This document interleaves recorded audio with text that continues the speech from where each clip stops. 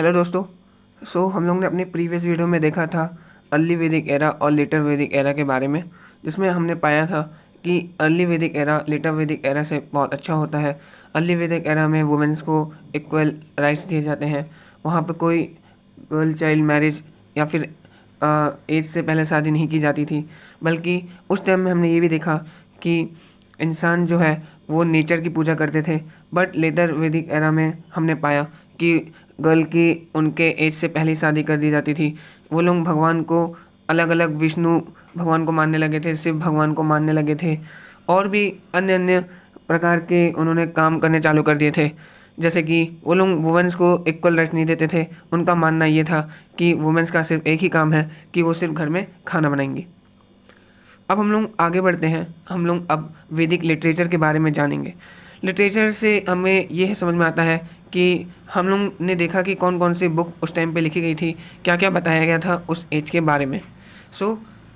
वैदिक लिटरेचर दो टाइप की होती है। एक होती है श्रुति लिटरेचर और एक होती है स्मृति एपिक्स स्मृति लिटरेचर। श्रुति लिटरेचर क्या होती है कि यह ऐसी चीज़ होती है जो कि किसी ने लिखी नहीं है। अगर कोई एक बहुत बड़ा ऋषि मुनि है और उन्होंने अपने शिष्य को ज्ञान दे दिया, जैसे कि एक टीचर है अपने स्टूडेंट को जो नॉलेज देता है, अपनी बातें बताता है, वो उनको कुछ कुछ समझा देते हैं मौखिक रूप से बोलकर, लेकिन उसको लिखा नहीं जा सकता। उसी कहते हैं श्रुति लिटरेचर, विच मीन्स दैट अगर भगवान ने ऋषि को कान में कुछ सुनाया कहानी, वो फिर अपने मित्र को सुनाएगा और ऐसे कंटिन्यू होगा। मतलब उसको लिखा नहीं है, वो सुनाते सुनाते सुनाते सुनाते एक कहानी बन चुकी है। इसलिए इसको हम लोग कैन नॉट बी चेंज। अब पता नहीं कि पुराने समय में किसने किसके कान में क्या बोल दिया था और उसने हमको क्या बोल दिया, ये इसका कोई प्रूफ नहीं है कि किसने क्या बोला है, तो ये हम लोग कभी चेंज नहीं कर सकते हैं। इसको हम लोग ने सुन सुन के बाद में बुक्स में लिख दिया, जिसे हम कहते हैं ऋग्वेदा, सामवेदा, यजुर्वेदा और अथर्ववेदा वे। ठीक है। और स्मृति क्या होती है कि ऐसी चीज़ हम लोग जो बुक के फॉर्म में लिख देते हैं और उसको हम लोग बाद में एडिट कर सकते हैं अगर हमने कुछ और नया पा लिया हो तो। जैसे कि रामायण, महाभारत, पुराण, उपवेदा। उपवेदा क्या होता है? जो चीज़ ऋग, सम और यजुर्वेदा, अथर्ववेदा में छूट गई होती है उसे हम उपवेदा में लिख देते हैं। एक बात और, अगर श्रुति लिटरेचर है तभी स्मृति लिटरेचर है। अगर हमें किसी ने कान में कुछ बोला ही नहीं तो हम उसको लिखेंगे कैसे? उसी प्रकार से श्रुति लिटरेचर है, मतलब कि किसी ने किसी को कुछ कह दिया है और वो आगे कंटिन्यू होता जा रहा है, और उसी को किसी एक महान इंसान आया, उसने जो सुना वही उसके ऊपर किताब लिख दी, उसी को हम लोग कहते हैं स्मृति लिटरेचर। अब हम लोग जानेंगे कि वहाँ पे किस तरह के लोग रहा करते थे। जैसे कि आप लोगों को पता है, जन मतलब होता है जनता। ठीक है, जनता कह लो या फिर ट्राइब कह लो। अगर एक जगह पे एक गांव में बहुत कम जनता रहती है तो उसे हम कहते हैं जनपद। ठीक है, और you can say that small city of people. और अगर एक गांव में बहुत ज़्यादा लोग रहते हैं तो उसे हम कहते हैं महाजनपद, मतलब मेजर, बहुत बड़ी एक सिटी कह लो। ठीक है। At the end of later Vedic era there were 16 mahajanapada. मतलब लेटर वैदिक एरा के ख़त्म होते होते यहाँ पे 16 बहुत बड़ी बड़ी सिटी बन चुकी थी। ठीक है, और इन 16 महाजनपद के बारे में अंगुत्थरा विज्ञा में बात की गई है, जो कि एक बुद्धिस्ट बुक है। ठीक है। आश्रम system in letter Vedic era. हम लोग ने आश्रम को भी देखा है लेटर वैदिक एरा के टाइम पे। क्या होता था उस, जैसे कि आजकल के टाइम में हम लोग क्या कहते हैं कि बॉर्न होते हैं, 12-13 साल तक हम लोग पढ़ाई करना चालू कर देते हैं। 6 साल का बच्चा ही फर्स्ट क्लास में जाने लग जाता है। 18 ईयर्स तक में हमारी 12th पास हो जाती है। 24-25 साल तक हमारा कॉलेज ग्रेजुएशन सब खत्म हो जाता है, और मेजरली 24 ईयर से लॉन्ग जॉब करने लग जाते हैं। 55 तक लोग अपने जॉब से रिटायरमेंट लेते हैं और मज़े की लाइफ जीते हैं। ठीक है, ये हम लोग ने देखा है आज के टाइम पे। उसी तरह से जो उस टाइम पे हुआ करता था आश्रम, उसमें क्या होता था देखो कि आश्रम सिस्टम में लेटर वैदिक एरा 1000 से लेकर 500 BC तक जब आप शिक्षा के क्षेत्र में घुसते हो उसे कहते हैं उपन्यास, उपन्यान। ठीक है। अब क्या होता है आश्रम सिस्टम में? एक होता है ब्रह्मचार्य, गृहस्थी, वानप्रस्था और संन्यासा। क्या होता है कि इंसान जब बॉर्न होता है 0 से लेकर 25 तक, इस टाइम में पढ़ाई करना होता है। ठीक है, 0 से लेकर 25 साल तक की उम्र में इंसान जो है आश्रम सिस्टम में पढ़ाई करता है। इसमें मेजरली कौन कौन पढ़ते हैं? ब्राह्मण, क्षत्रिय, वैश्य और शूद्र तो पढ़ते ही नहीं, शूद्र को तो हम लोग नीचे जाति का समझते थे उस टाइम पे। इसलिए बस मेजरली यही तीन कास्ट के लोग ही पढ़ाई करते थे। उसके बाद गृहस्थी आ रहा है। देखो गृहस्थी से समझ में आ रहा है कि घर के काम संभालने वाला, ठीक है। तो 25 से लेकर 50 साल की उम्र तक में इंसान गृहस्थी संभालता था, घर और संभालता था। उसके बाद जैसे ही 50 साल में वो रिटायरमेंट हो जाएगा, उसके बाद वो मस्त आराम की ज़िंदगी, ठीक है, आम जिंदगी जिएगा, ऐश करेगा, मज़े करेगा, अपने पैसे हैं उसको लुटाएगा। समझ रहे हो तुम लोग। उसके बाद 75 से लेकर 100 साल तक की उम्र में संन्यास ले लेगा, ठीक है, कोई काम नहीं, चिल लाइफ। उसके बाद देखा गया है कि वो लोग विवाह कैसे करते थे। विवाह का मतलब समझाने की तो बात है नहीं, सबको पता है विवाह मतलब क्या होता है, शादी। कैसे करते थे, दो टाइप में करते थे।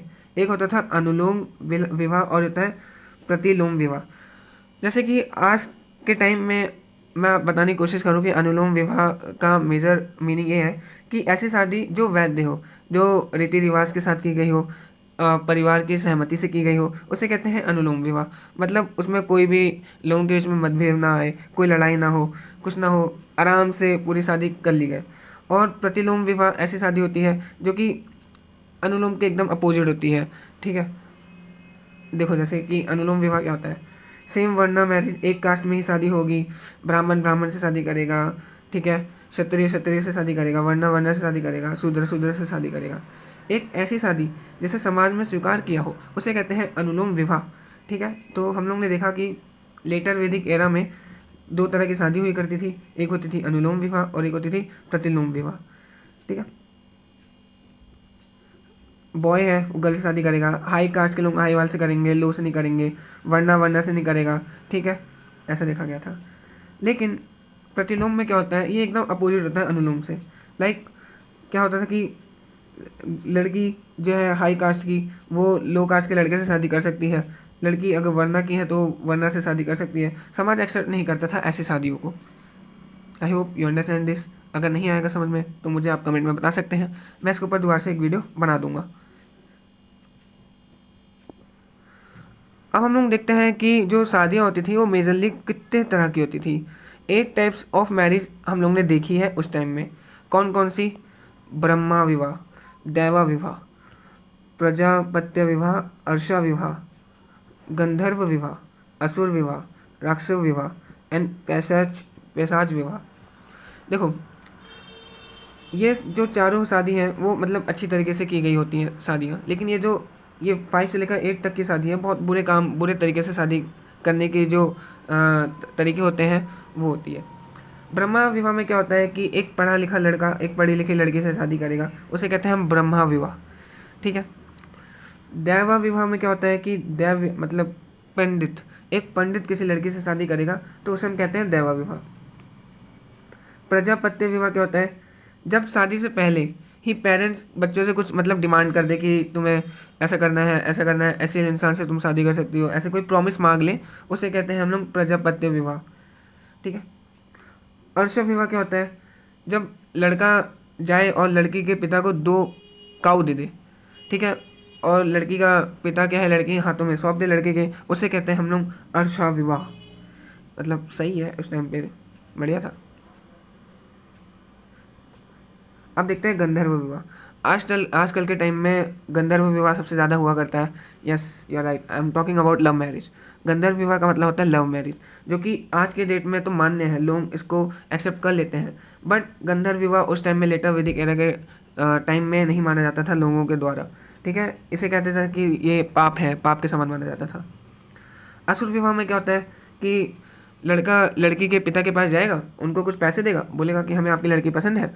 वो हनी सिंह का गाना है ना, जैसे कि 2 कपड़ों में लड़की भेजो लड़की हुई हमारी, तो उसी की तरह असुर विवाह में होता है कि जो होता है कि लड़की का लड़का जाएगा लड़की के पिता के पास, उनको कुछ पैसे देगा और बोलेगा कि लड़की हुई हमारी, है ना यो। और फिर 7th क्या है, रक्षा विवाह। रक्षा विवाह में क्या होता है कि लड़का लड़की को सीधा किडनैप करेगा और शादी कर लेगा उसके साथ। मतलब देख रहे हो लेटर वैदिक एरा में क्या चल रहा है। ये सब आजकल नहीं होता है, ये सब पुरानी प्रथाएं हैं जो होती आ रही हैं, जो कि बेकार है, ऐसा नहीं करना चाहिए। हम लोग हिस्ट्री इसलिए तो पढ़ते हैं ताकि हम लोग हिस्ट्री से सीखें कि ये काम किए गए हैं जो कि हमें नहीं करना चाहिए आज के टाइम पे, ठीक है। और पैशाच विवाह क्या होता है कि लड़का लड़की का किडनैप कर लेगा, उसके बाद बुरी बुरी हरकतें करेगा, ठीक है, और फिर शादी कर लेगा। तो ये सब बुरा है, ये सब नहीं करना चाहिए। I hope you understand this. अब देखो, हम लोगों ने पढ़ा है 16 महाजनपद के बारे में, जो कि एक बुद्धिस्ट बुक में लिखा हुआ है। महाजनपद का मतलब होता है बहुत बड़े बड़े सिटीज़, ठीक है। अब मान लो कि कोई महाजनपद का कोई राजा है, मतलब 16 में से कोई एक राजा है, उसको अपने जो स्टेट है, अपनी जो किंगडम है, उसको अगर एक्सपेंड करना है तो वो क्या करेगा। वो जैसे कि मान लो कि ये एक महाजनपद का कोई एक भी मेजर सिटी है, और इस यहाँ के जो राजा है उसको आजू बाजू मतलब कि अपने एरिया को एक्सपेंड करना है। तो उसके पास एक ही मतलब ऑप्शन है कि अपने आजू बाजू जो भी किंगडम है उसमें अटैक करे, कैप्चर करे, अटैक करे, कैप्चर करे, ठीक है। तो इसी तरीके से वो लोग जो अपने राजा होते थे वो किसी भी किंगडम को एक्सपेंड करते थे। अब उस टाइम पे जैसे कि आप लोग ने देखा है कि यूक्रेन और रशिया वाला क्राइसिस हुआ करता था, हुआ कर रहा है, अभी भी हो रहा है, कि रशिया बहुत ट्राई कर रहा था कि कीव के ऊपर अपना मतलब हक जमा ले, कीव के ऊपर कैप्चर कर ले, लेकिन यूक्रेन ने सब कुछ मतलब दाव पे लगा दिया, लेकिन कीव को उनके हाथों में कैप्चर होने से बचा लिया। क्यों? क्योंकि हम लोग ने देखा है, हिस्ट्री में भी देखा है, हमने इस 16 महाजनपद के तौर तरीकों में भी देखा है कि जब भी कोई राजा अगर किसी किंगडम का कैपिटल कैप्चर कर लेता था तो वो डायरेक्टली पूरे किंगडम के ऊपर कैप्चर कर लेगा। मतलब अगर कैपिटल हमारा हो गया कि तुम्हारा देश भी हमारा हो गया, मतलब capital was such a important thing, ठीक है। जैसे कि यहाँ पे लिखा है, if they capture the any capital of mahajanapada then the entire kingdom became theirs, ठीक है, समझे। अब क्या होता था कि मगध, मगध नाम तो सुना ही होगा, है ना। मगध जो है वो 16 महाजनपद का सबसे बहुत अच्छा विशाल बहुत पावरफुल महाजनपद हुआ करता था, जिसका कैपिटल होता था पाटलिपुत्र। अब लोग पूछते हैं कि क्यों क्यों भाई पाटलिपुत्र इतना इंपॉर्टेंट क्यों हुआ करता था, क्यों इतना पावरफुल हुआ करता था। क्योंकि हमने पाया है कि पाटलिपुत्र वाले एरिया में बहुत ज़्यादा आयरन पाया गया है, और आयरन की मदद से तो इंसान क्या कुछ नहीं बना लेता है। तो उस टाइम पे आयरन की मदद से वो लोग बहुत तरह तरह के हथियार बना लेते थे, तलवार, छुरा, चाकू, ये सब बना लेते थे। और अलग अलग जो दूसरे दूसरे महाजनपद थे उनके यहाँ तो आयरन होता नहीं था, तो उन लोगों को वही पत्थर उत्थर से लड़ाई करनी पड़ती थी, पत्थर के टूल बना के लड़ाई करनी पड़ती थी। But the thing is, Magadh के पास बहुत आयरन होता था, और उन लोग मस्त मस्त टूल, मस्त मस्त हथियार, वेपन बना के लड़ाई करते थे। और एक और चीज़ है, मगध के जंगलों में वहाँ पे बहुत जंगली जंगली हाथी पाए जाते थे, और उन्हीं हाथियों को ये लोग इस्तेमाल करते थे लड़ाई करने के लिए। इसलिए जो मगध है बहुत पावरफुल महाजनपद हुआ करता था। अब जो हमारा मगध है, जो कि बहुत पावरफुल महाजनपद हुआ करता था, उसमें 3 राजाओं ने शासन किया है, जिसमें से पहला है हर्यंकर डायनेस्टी, शिशुनाग डायनेस्टी और Nanda dynasty. Dynasty means that एक ही फैमिली से तरह तरह के लोग आए और उस जगह को के ऊपर क्या कहते हैं, प्रशासन करें, राज्य करें, उन्हीं उसी को हम लोग कहते हैं डायनेस्टी, ठीक है। मतलब उस टाइम पे देखा जाता था कि राजा का बेटा ही राजा बनेगा, but the time is change, अब राजा का बेटा राजा नहीं बनेगा, जो हकदार होगा वही राजा बनेगा। अब देखो क्या होता है आगे के समय में।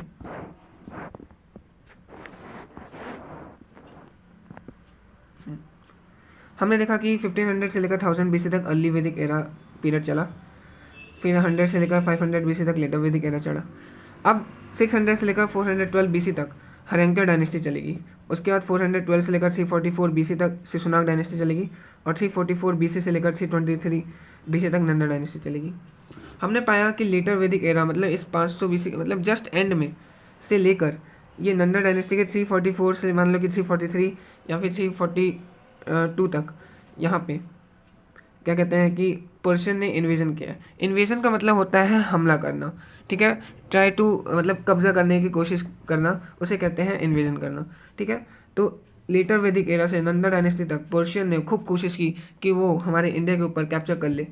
उसके बाद हमने देखा कि नंदा डायनेस्टी से लेकर मतलब आगे अलेक्जेंडर द ग्रेट, तुमने नाम सुना होगा। अलेक्जेंडर जो राजा थे उन्होंने उनका एक ड्रीम था कि वो पूरे वर्ल्ड के ऊपर कब्जा करना चाहते हैं। तो वो कब आए थे पहली बार, तो वो 326 BC में आ गए थे। हमारे मतलब कि उन्होंने मान लिया था कि उनको पूरा मतलब अच्छे से कैप्चर करना है, और वो नंदा डायनेस्टी के ऊपर आ गए थे। So in our next video, we can learn in detail about Haryanka dynasty, Shishnak dynasty, and Nanda dynasty. So keep watching this video, and thank you for watching this.